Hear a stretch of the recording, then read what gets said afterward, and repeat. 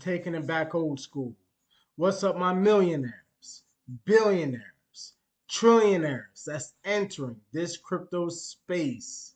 I welcome you to this channel because why? You are that one percenter. You are that one percenter that learned, invested, and held, and you believed where we are going to go. Family, I know we've been going through this market, this bear market, but if you guys have really been truly following me for the past year or so, you guys know how this market is looking to me and how it should be looking to yourselves as well. This is all a fire sale. And most of you guys are saying, well, Crypto Brown, I just put in $1,000 and now I only have $100 in that portfolio. I just spent $500 and now I only got about $2. Are you scared? Are you really scared of having wealth? You see, this is what is going to happen. We all are going to experience these bloody markets. But for me, I don't like to call it bloody. I love it as fire sales. And again, do not invest in what you cannot afford to lose. I'm not a financial advisor. But again, family, we are all here to become multimillionaires, multi-billionaires, multi-trillionaires. And you guys followed me on this journey. Most of you have followed me from Dogalan. Some of you who are old subscribers that follow from XRP. But I got something about XRP, family. Some of it may be old news to you, but it may be new news to a lot of you guys. Now, you know that we're investing in Yeti. I'm gonna get into XRP. You guys hold your horses. And if you guys are just now tuning in, hit that like button, subscribe, and share this to your family. So, Yeti coin. The price is where Yeti coin is at right now. I'm bullish on. I'm stuffing my bags on them. And I know you guys say, well, crypto, I'm tired of hearing you stuffing your bags. Well, I mean, I'm not being greedy, but these prices are so cheap. I mean, I'm not going to complain in the next 2 to 3 years of where Yeti coin is going to be, of where Dogalan Mars is going to be, where XLM is going to be, where XRP is going to be, where GOPX is going to be, where Proppy is going to be. There's so much digital currencies I can outlist and show you guys. But family, it's like the greatest feeling is for every one of you that is watching, even for these new viewers who just got in, who just now started to invest into cryptocurrency because, you know, they put one foot in the water and one foot on the sand. It's okay. Listen, this is my documentary. This is my documentary of showing the world, but not just the world, but showing my family and my kids and my great grandkids of Crypto Brown coming on YouTube, talking about crypto, recording his documentary of becoming wealthy, having generational wealth.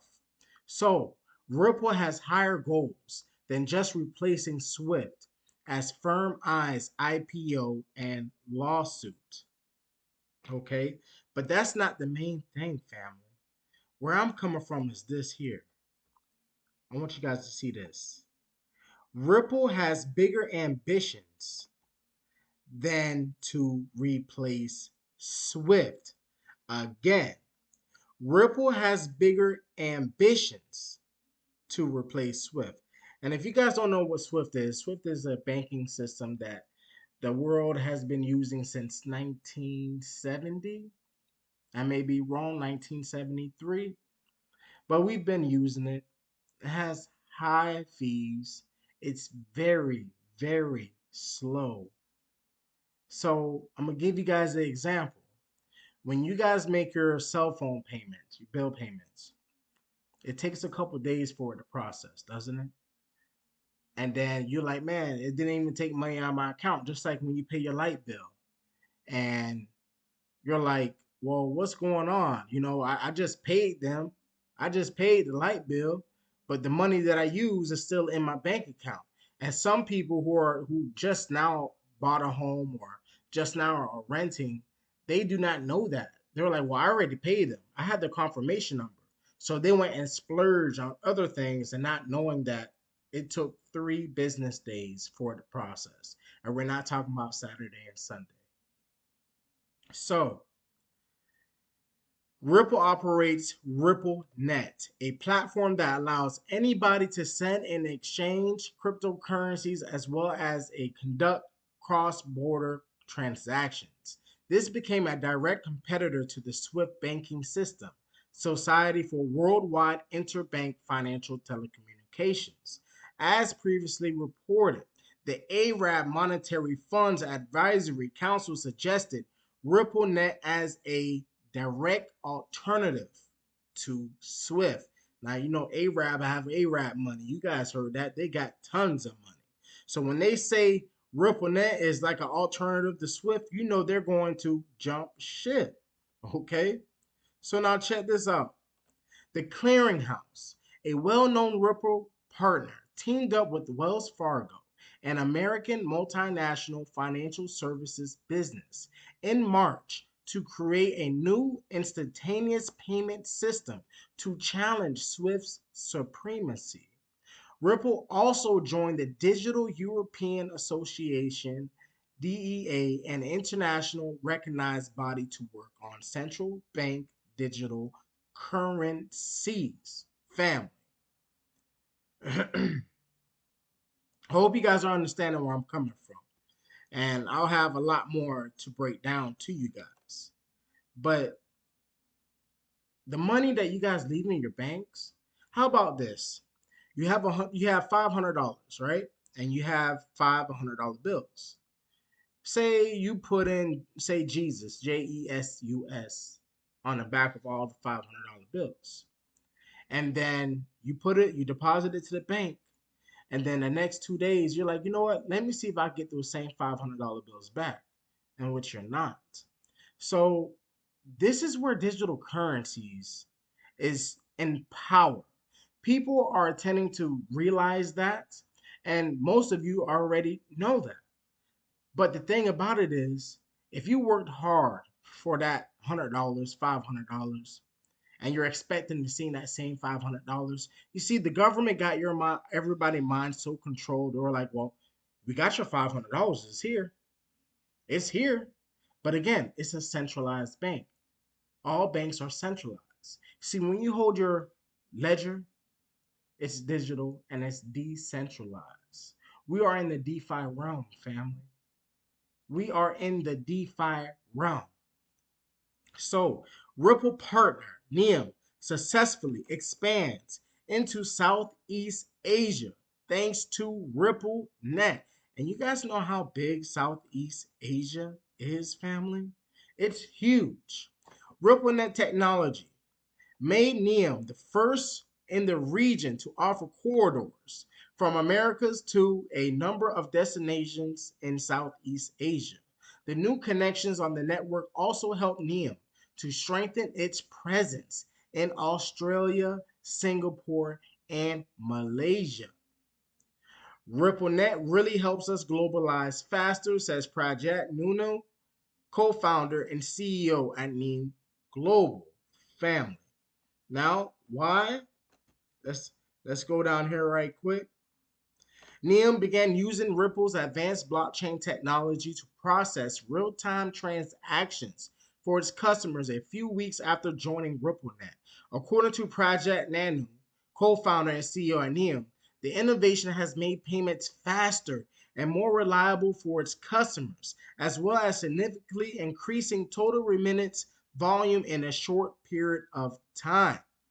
Nanus also stated that RippleNet has helped Neum quickly increase the breadth and depth of its global payment services by connecting new partners. You guys remember when I was talking about paying your phone bill, paying your light bill? It takes a couple of days to process. You know how most place business days, non-business days is Saturday and Sunday. When you're running with Ripple, when you're running with XRP, it's processed that same second. This is why digital currencies is here to stay. Oh, you guys don't want to leave. You guys definitely don't want to leave.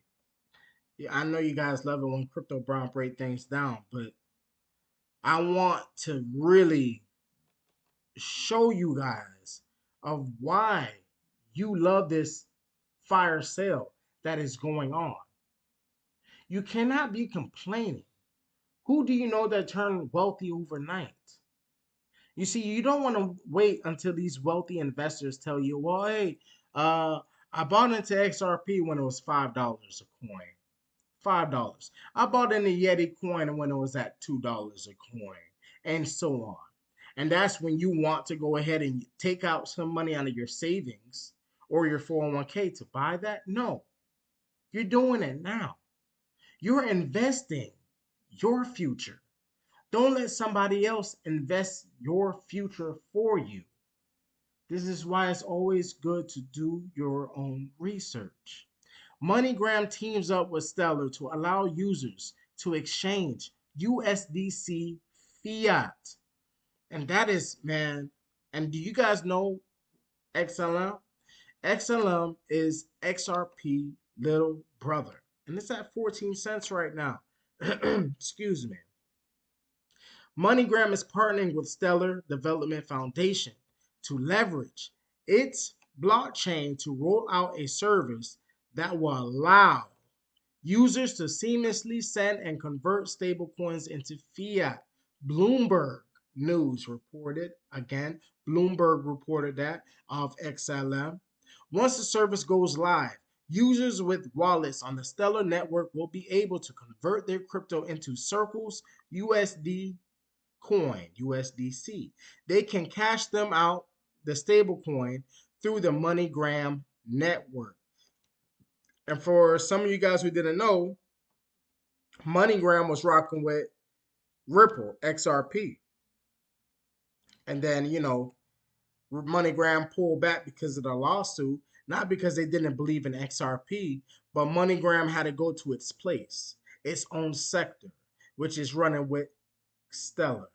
You get where I'm coming from? You see, XRP is on much more bigger heights than all these other digital currencies that you're looking at. Now, don't get me wrong. All the digital currencies that I have been telling you guys that I invest in, I believe in them, and that's where it's going to go. They're all blue chip digital currencies. But when you want to talk about the main supreme digital currency, it's XRP. So as you see, they say crypto is the future. But this is what Stellar CEO Daniel Dixon told Bloomberg News. There are billions of cash dependent people globally who could benefit from the utility that digital assets and blockchain provide.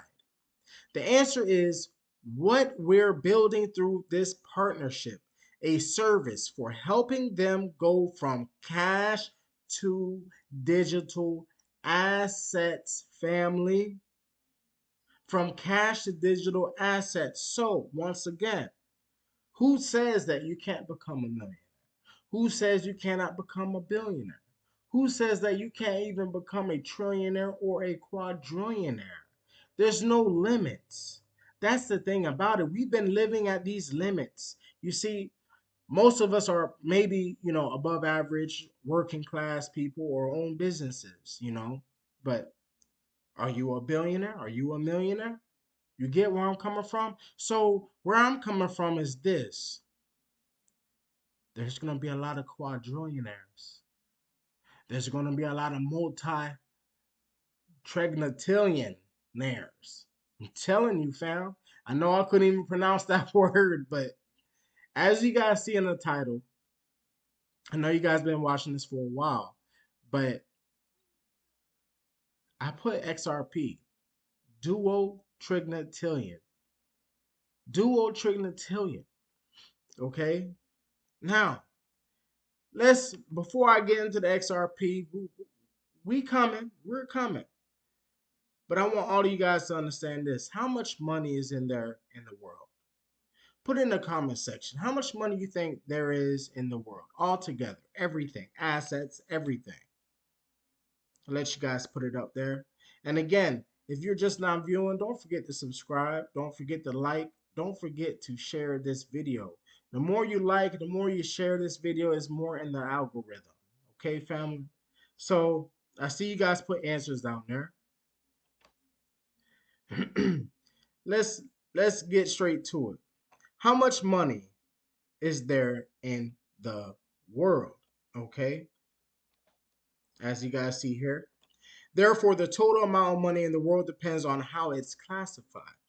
When money is considered as the physical coins, banknotes, and the ones deposited in both checking and savings accounts, the total amount globally is approximately $36.8 trillion. However, when this physical money includes the ones held in accessible accounts, the amount rises to roughly $90.4 trillion. This amount also increases when bitcoins and other digital currencies are included. The total amount of money under such classification is as high as 1 quadrillion US dollars. Okay? Money in the form of investments raises the above figure even higher. Derivatives hold large amounts of funds, invested in them with the money exceeding $544 trillion, an estimation of 1.2 quadrillion on the high end. This amount is much more significant than the total of amount money in the stock markets, which is mere $73 trillion. Okay. Besides, commercial real estates have large amounts of funds, consequently increasing the total amount of money globally. World commercial real estate money is about $215 trillion. There is a rise in the real estate investment, and it has been estimated that 33% of the funds have been borrowed over the last decade. Over the last decade, fam. Recent technological advancement has been the use of bitcoins. Approximately 160 billion bitcoins are in the circulation all over the world. However, as compared to other forms of asset class, bitcoins and other types of cryptocurrencies may take longer to be adopted, but the figure is slowly rising as businesses and other commercial practices adopt digital forms of payment. Family. So, future of money, in which we all know it, is digital currencies. Today, transactions are becoming more digital, consequently reducing the use of physical money. The use of mobile phones, as well as computers and transferring money, has also reduced physical money in circulation. Therefore, it remains to be seen whether central banks of the various countries in the world would adopt a means of controlling the digital money besides bitcoins and cryptocurrencies, are giving central banks second thoughts about going digital. Digital, family. Now, let me give you guys what you guys have been waiting for. The future of investments, the future of money, and specifically cryptocurrencies.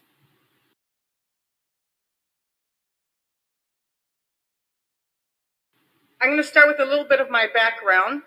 I am a trained analyst. After graduating from Harvard, my first job was a commercial property underwriter for General Reinsurance. So I am trained in managing high-valued risk. Prior to becoming Treasurer of the United States, I was managing director of investments for a $22 billion firm based in San Francisco. And I was asked by President Obama to be part of the Treasury transition team at the height of the financial crisis. As you heard, I was the longest Senate-confirmed official in the Obama administration. And yes, it is my name on the lower left-hand side of U.S. money. So out of the approximately $2 trillion of U.S. currency in circulation worldwide, my name is approximately on 1.8 trillion. So I can honestly say that no one has made more money than I have. And I want to start by saying I'm also on the board of Ripple, which is XRP. cryptocurrency. But I want to make something very, very clear. Blockchain is here to stay. The train has left the station. You're going to hear me quoted about that all the time. As far as I'm concerned, whether it's fractional real estate, whether it's art, whether it's NFTs, blockchain is not going away. And so the question is, how do we take advantage of this?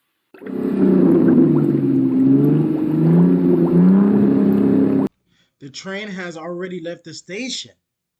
Family, if you guys go all the way back, all the way down to my videos, you guys will already see that I said we have left the train station already. Christine Lagarde is not playing, but there's more. All right, TikTok, it definitely was a historical week, and here's your recap. First off, let's start with the main distraction, which is Bitcoin. Bitcoin is down 25% since this Tether lawsuit got settled, and Tether has stopped printing, okay? The Bitcoin show is over, folks.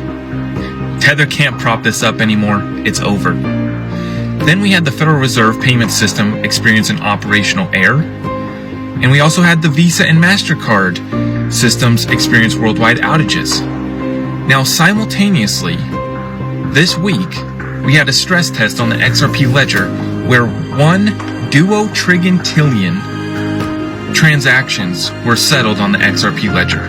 That's right, 1 duotrigintillion transactions. Take a look for yourself, folks.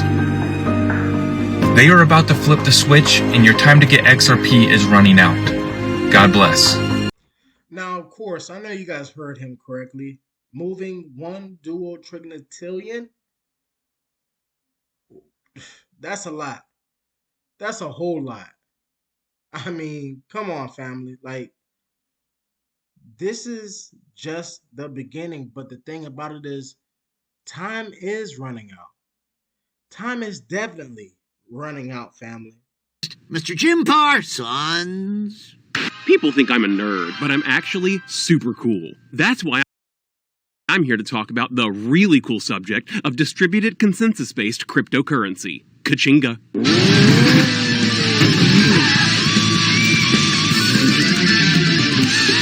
Could a nerd do that? I don't think so.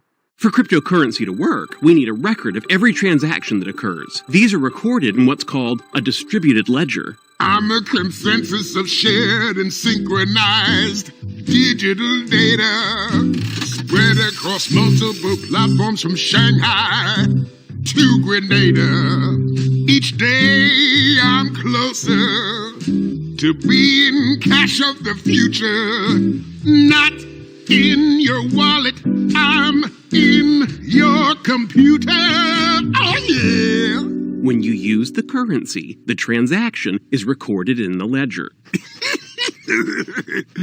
I can dig it. And when one ledger book gets filled up, we add to a chain of previous books. That's the blockchain. Later, glitches. If you'd like to learn more about how cryptocurrencies work, here's everything else you need to know. And goodbye from me, super cool Jim Parsons. It went in! It went in! It went in! It went in! Family, everything that you guys see, everything that you guys have heard, we all are going to be multimillionaires, billionaires, trillionaires in this crypto space. And after 2008, 2009, there was a short burst of inflation, but the inflation only hit the investor class. It didn't help the working class. So today, what you hear is all these people speak about income inequality, but that goes to Rich Dad's rule number one: rich don't work for money. If you have a job, you're getting screwed left, up, one side, down the other. You can't get ahead.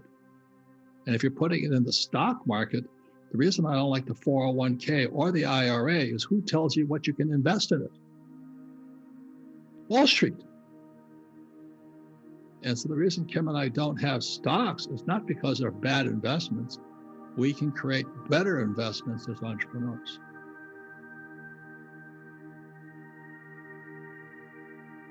When I make $1 million, I keep $1 million. And the reason is because I don't make it by working for money. See, if you work for money, you're taxed. So that's why lesson number one in Rich Dad Poor Dad is the rich don't work for money. What we do instead is we create businesses as entrepreneurs. We acquire real estate. I don't invest in the stock market. Okay? So the reason is because as entrepreneurs, I have more control over my income, how much I make, and how much I pay in taxes. And because I'm an entrepreneur as well as an investor in real estate, I pay zero tax.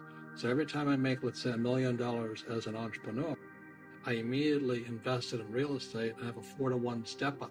So I put $1 million in real estate, I get $4 million from the bank. That's why I love banks, because when you print, savers get creamed and people who work for money get creamed. When they print, debtors get rich. You see, debt and taxes make the rich richer, and debt and taxes make the poor middle class poorer.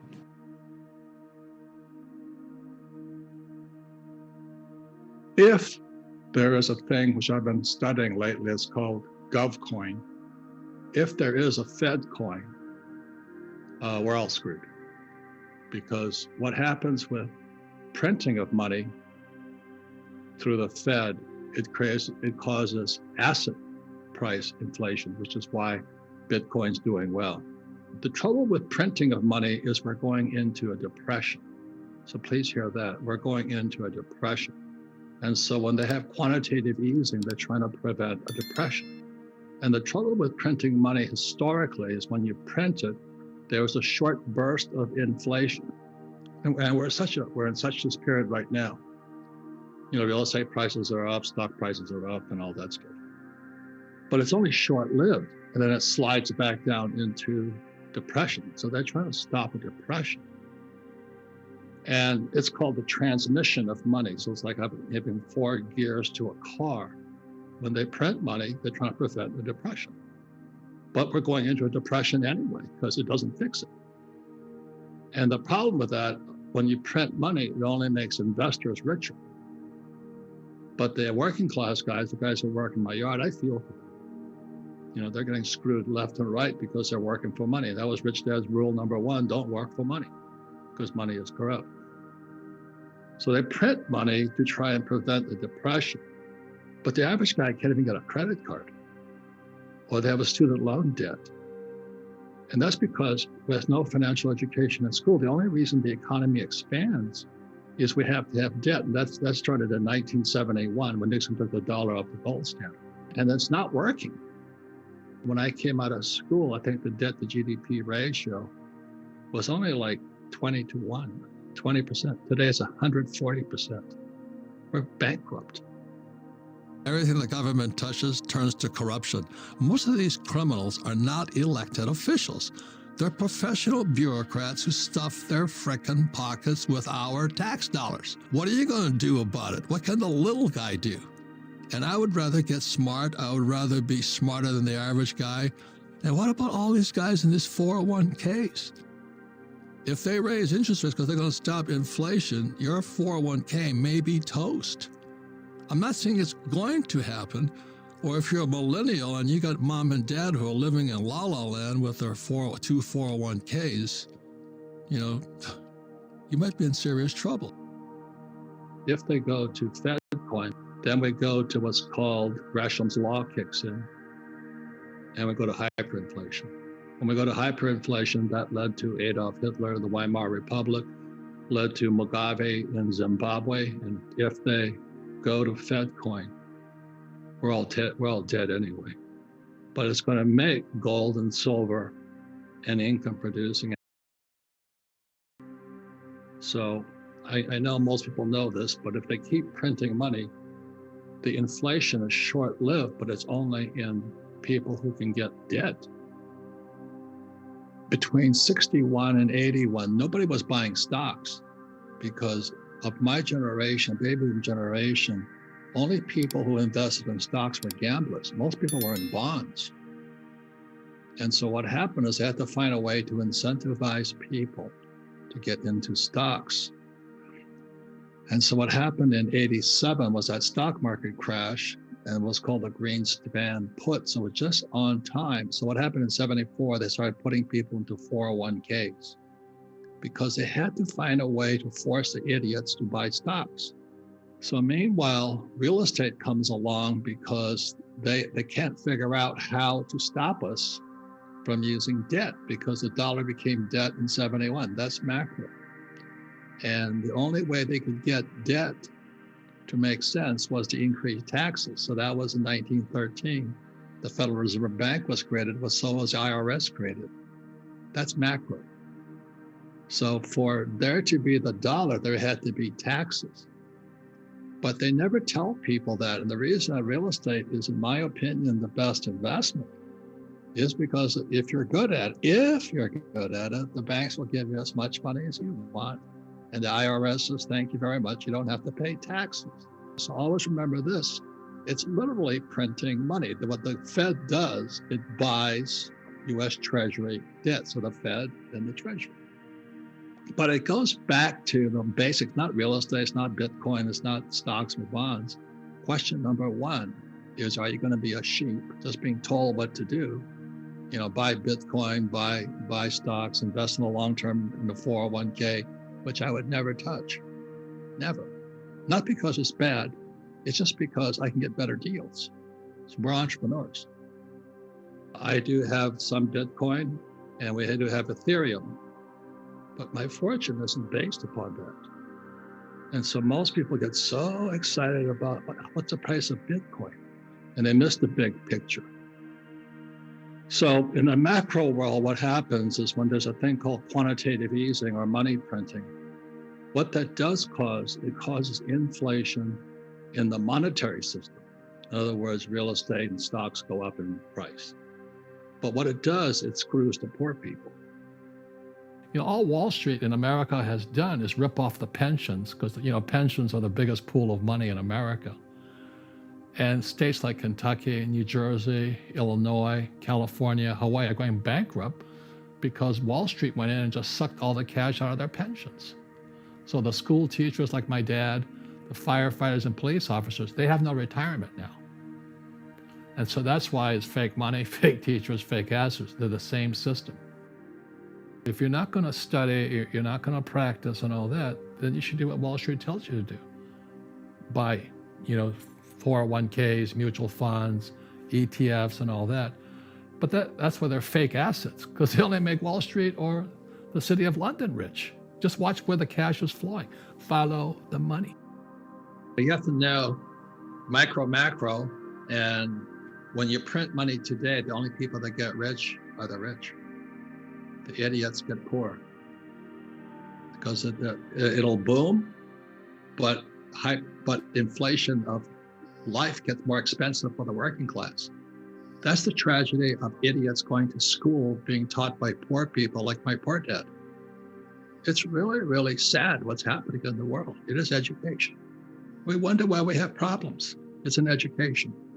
So you can sit there and be told what to do, which is invest in a 401k, which I would never do, but maybe you should.